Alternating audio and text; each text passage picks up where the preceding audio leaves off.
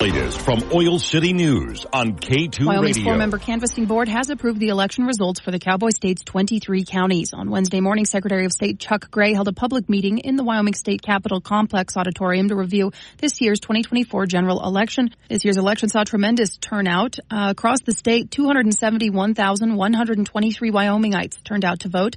The higher number of votes cast compared to registered voters is due to day of registration. Wyoming's voting age population is currently 454,508, which means 59.7% of those old enough to vote turned out for the election.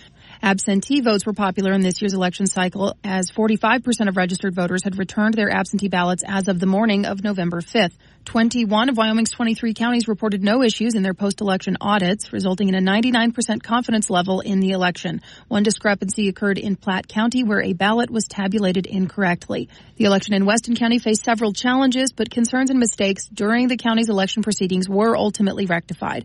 No write-in campaign succeeded in any Wyoming race this year. As far as candidate participation goes, the state saw 3 federal races, 77 legislative races, 30 retention elections, and 1 constitutional amendment.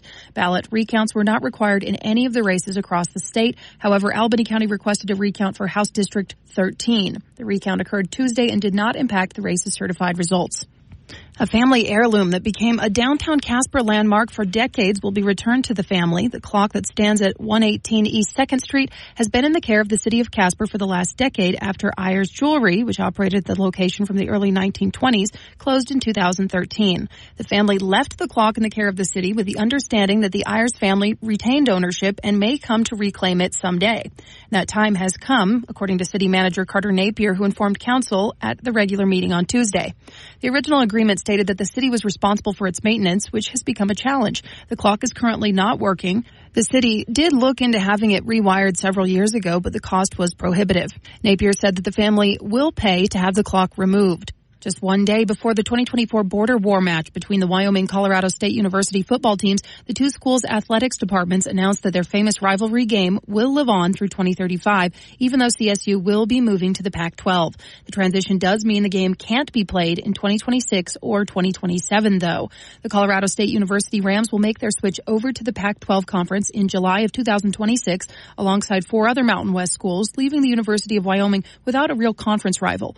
Without deliberately scheduling a non-conference game between the schools, then, the border war would cease to exist. However, in the spirit of tradition, the two schools have now agreed to play the game every year from 2028 through 2035.